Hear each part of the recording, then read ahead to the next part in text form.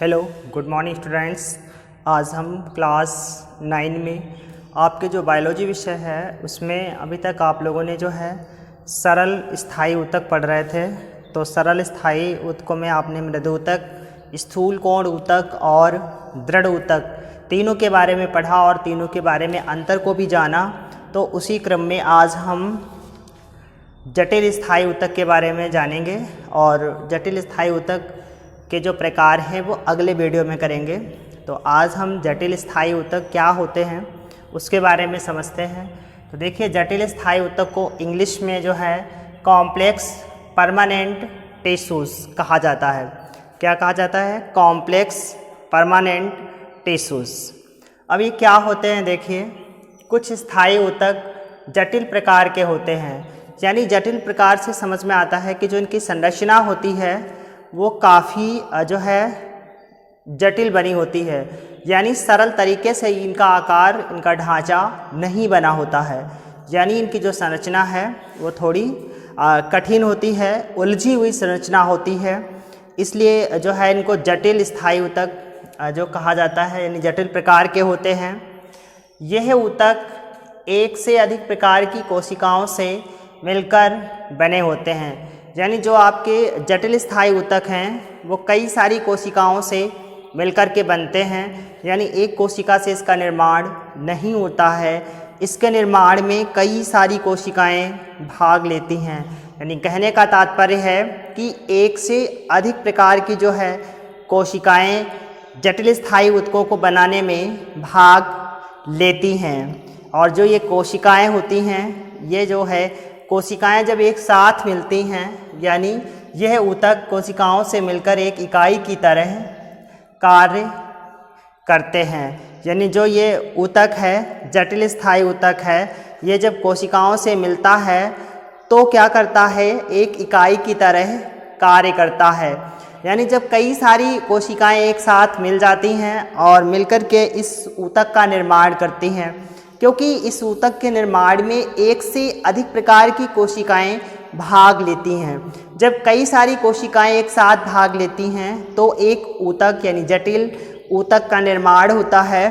और वो जो जटिल ऊतक होता है वो एक इकाई की तरह कार्य करता है, यानी उन सारी अलग अलग प्रकार की कोशिकाओं के बजाय वो सभी एक सम्मिलित रूप से एक साथ इकट्ठा होकर के एक तरह से कार्य करना प्रारंभ करते हैं। यानी जो सारी कोशिकाएं, सभी प्रकार की कोशिकाएं मिलकर के एक ऊतक बनाती हैं, तो जो ऊतक बनता है वो ऊतक जो है एक प्रकार से कार्य को प्रारंभ करता है और एक साथ सारी कोशिकाएं उसमें सहायता करती हैं। तो इसका तात्पर्य हुआ कि वो एक इकाई की तरह कार्य करता है। इसके बाद जाइलम और फ्लोएम इसी प्रकार के जटिल ऊतक हैं और इन्हें संवाहक ऊतक भी कहते हैं। यानी जो आपके जटिल स्थायी ऊतक हैं उनमें आपके जाइलम और फ्लोएम हैं। कौन कौन से हैं उसमें? जाइलम और फ्लोएम, ये दोनों जो है आपके कौन से ऊतक हैं? जटिल स्थायी ऊतक। यानी ये आपके दोनों जो है जटिल स्थायी ऊतक हैं और इनको जो है जटिल स्थायी ऊतकों को जो है क्या कहा जाता है? संवाहक ऊतक, यानी कि कंडक्टिंग टिश्यू। क्या बोला जाता है? कंडक्टिंग टिश्यू कहा जाता है। क्योंकि जो जाइलम और फ्लोएम होते हैं ये जटिल स्थायी ऊतक हैं और ये इनका काम होता है पौधों में जो है विभिन्न प्रकार के खाद्य पदार्थों, भोज्य पदार्थों, जल का वितरण करना, यानी कि परिवहन करना। जो जाइलम और फ्लोएम, जाइलम जो होता है ये विशेषकर जो है पौधे में जल का परिवहन करता है और जो फ्लोएम है ये पत्तियों में जो बनता है भोज्य पदार्थ, खाद्य पदार्थ। क्योंकि पौधे प्रकाश संश्लेषी होते हैं, अपना भोजन स्वयं बना लेते हैं, तो विशेषकर जो पत्तियां होती हैं पौधों की, यानी अंगों में जो विशेषकर पत्तियां हैं वो सूर्य की प्रकाश की उपस्थिति में अपना भोजन स्वयं निर्मित करती हैं। तो पत्तियों में जो बना भोज्य पदार्थ होता है उस भोज्य पदार्थों का जो है पौधे के विभिन्न भागों में जो है फ्लोएम ऊतक क्या करता है? परिवहन करता है। यानी पौधे के सभी अंगों में उस भोज्य पदार्थों का वितरण करता है, पहुंचाता है। तो ये दोनों जो जटिल ऊतक हैं इन्हें संवाहक ऊतक भी कहा जाता है, क्योंकि ये ऊतक और भी कई सारे ऊतकों को अपने साथ में कंडक्ट करके रखते हैं, बांध करके रखते हैं। ठीक है, तो आगे देखते हैं। संवाहक ऊतक यानी कंडक्टिंग टिश्यू। देखिए संवाहक ऊतक क्या होते हैं, संवाहक ऊतक को समझना है। देखिए जो जाइलम और फ्लोएम है, इसमें जाइलम और फ्लोएम ये दोनों क्या करते हैं, पौधों में जो है दोनों मिलकर के बंडल का निर्माण करते हैं। कौन से बंडल का निर्माण करते हैं, संवहन बंडल का निर्माण करते हैं। क्योंकि जो संवहन बंडल होता है ये पौधों में विशेषकर जो है खाद्य पदार्थों, भोज्य पदार्थों का जो है परिवहन करने में सहायता करते हैं। तो संवहन बंडल जो है ये पौधे में पाई जाने वाली संरचना है, और जिसको जो है तने के किसी एक भाग में, यानी तने के किसी भाग के जो सेक्शन में जो है बंडल बहुत सारे मौजूद होते हैं, उपस्थित होते हैं तने के भाग में।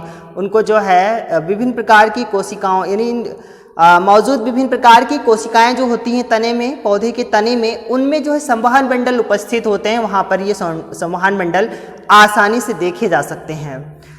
तो संवहन बंडल का निर्माण जो है वो जाइलम और फ्लोएम करते हैं। इसीलिए जाइलम और फ्लोएम का जो है संवाहक ऊतक, कंडक्टिंग टिश्यू कहा जाता है, क्योंकि इनके द्वारा और सारे ऊतक जुड़ते हैं और ये ऊतकों का निर्माण भी करते हैं, और भी कई सारी चीज़ों का निर्माण करते हैं। और इनका मुख्यतः कार्य आपको बताया है।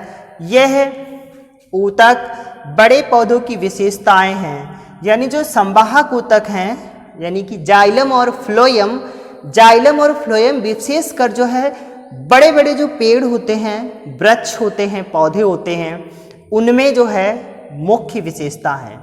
क्योंकि जाइलम और जो फ्लोएम है ये पौधों को स्थलीय वातावरण में रहने के अनुकूल बनाते हैं। देखिए स्थलीय वातावरण का तात्पर्य है कि जो पौधा जहाँ पर उगा है, जहाँ पर पौधे का विकास हुआ है, उस पौधे के आसपास का जो क्षेत्र है, यानी जो वातावरण है, उस वातावरण में पौधे को रहने के अनुकूलन करते हैं, अनुकूल बनाते हैं। क्योंकि हर एक पौधे को उस जो है पौधे की एक विशेषता होती है कि उसको उसी प्रकार के वो जलवायु में, उसी प्रकार के वातावरण में अगर उसको उगाया जाता है तो आसानी से वो स्वस्थ तरीके से विकसित होता है। अगर उसके प्रतिकूल वातावरण है, उसके अनुकूल वायु नहीं है, जलवायु नहीं है, तो वो पौधे का विकास स्पष्ट पूर्ण विकसित नहीं होता है, पौधा भी स्वस्थ नहीं होता है। तो जिस पौधे को जिस वातावरण की आवश्यकता होती है उस पौधे को उस वातावरण में उगाया जाता है। साथ में पौधे में उपस्थित जो जटिल संवहन ऊतक होते हैं, जटिल स्थायी ऊतक हैं, जो जाइलम फ्लोएम, ये क्या करते हैं, उस पौधे को उसी वातावरण में रहने के जो है अनुकूल बनाते हैं, यानी उनको वैसा ही वातावरण उपलब्ध कराते हैं जिससे ये पौधे आसानी से पूर्ण विकसित स्वस्थ पौधे के रूप में जो है विकसित होते हैं। तो जाइलम और फ्लोएम जो हैं ये पौधे को स्थलीय वातावरण में रहने के अनुकूल बनाते हैं, यानी कि पौधे को विकास करने के लिए, वृद्धि करने के लिए जो है जल की आवश्यकता होती है और खाद्य पदार्थ, भोज्य पदार्थों की आवश्यकता होती है। क्योंकि पौधे के प्रत्येक अंग जैसे जड़, तना, पत्ती, फल, फूल सभी को विकसित होने के लिए जो है भोज्य पदार्थों की आवश्यकता होती है। तो विशेषता जो आपका जाइलम ऊतक होता है ये पौधे को क्या करता है, जल की पूर्ति कराता है, यानी पौधे के विभिन्न भागों में जैसे जड़, तना, पत्ती में जल का वितरण करता है, जल का परिवहन करता है। और आपका जो फ्लोएम होता है, ये फ्लोएम ऊतक क्या करता है, पत्तियों में विशेषकर भोज्य पदार्थों का निर्माण होता है। आपको बताया जैसा कि प्रकाश संश्लेषण की क्रिया द्वारा पौधे जो है विशेषकर पत्तियां जो पौधे के अंग हैं उनमें पर्णहरिम होता है, क्लोरोफिल होता है, इसलिए विशेषकर पत्तियां ही फोटोसिंथेसिस की प्रोसेस में भाग लेती हैं और प्रकाश संश्लेषण की क्रिया द्वारा, फोटोसिंथेसिस की क्रिया के द्वारा भोजन का निर्माण करती हैं। तो उन्हीं भोज्य पदार्थों और खाद्य पदार्थों को जो है हमारा फ्लोएम ऊतक क्या करता है, पौधे के विभिन्न भागों में पहुंचाता है, परिवहन करता है। इस प्रकार से जो है वो फ्लोएम जो है वो जाइलम के समान भी काम करता है, यानी परिवहन का काम करता है और साथ साथ में जो है पदार्थों को कोशिकाओं में दोनों दिशाओं में गति करा सकता है। फ्लोएम जो होता है वो पत्तियों में बने भोज्य पदार्थों को पौधे के विभिन्न भागों में पहुंचाता है। तो ये फ्लोएम का काम होता है। और जाइलम का आपको जैसा कि पता है कि जो जाइलम ऊतक होता है वो विशेषकर जो है पौधों को सहारा देता है और सहारा देने के साथ साथ में जल का वितरण करता है। तो ये आपके जाइलम और फ्लोएम जो हैं ये आपके जटिल स्थायी ऊतक यानी कि संवाहक ऊतक हैं, कंडक्टिंग टिश्यू। तो आप इस प्रकार से जटिल स्थायी ऊतक और संवाहक ऊतक दोनों को समझ पाए, क्योंकि जटिल स्थायी ऊतक और संवाहक ऊतक एक ही है। आप ऐसे पढ़िए कि जटिल स्थायी ऊतक या संवाहक ऊतक, क्योंकि जटिल स्थायी ऊतकों को ही क्या कहा जाता है, संवाहक ऊतक यानी कंडक्टिंग टिश्यू।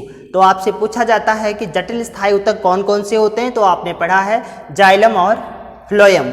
जाइलम और फ्लोएम जो है वो जटिल संवाहक ऊतक हैं या जटिल स्थायी ऊतक हैं। तो इसी के साथ आज हमारा वीडियो समाप्त होता है। छोटा सा वीडियो था, आई होप समझ में आया होगा और आप अपनी कॉपी पर इसको बहुत अच्छे से फेयर करना।